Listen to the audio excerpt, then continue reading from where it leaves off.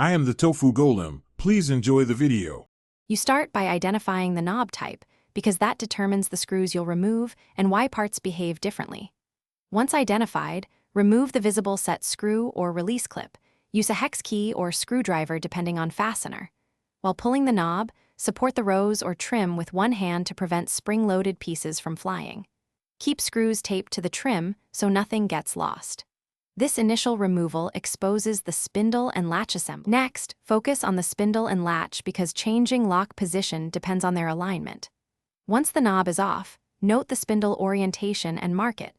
Rotate the spindle 90 degrees or 1/2 turn to relocate the latch bolt direction, or shorten the spindle slightly if it binds. If the latch faceplate sits wrong, loosen screws and reposition.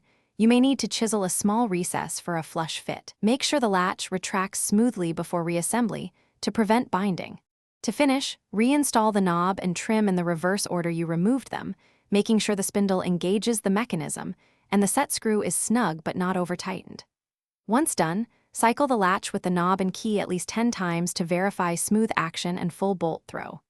If it sticks or won't latch, loosen the strike plate and shift it slightly, add a thin shim, then retest. This realignment fixes most remaining issues quickly. Thanks for watching. Consider subscribing if we helped you today.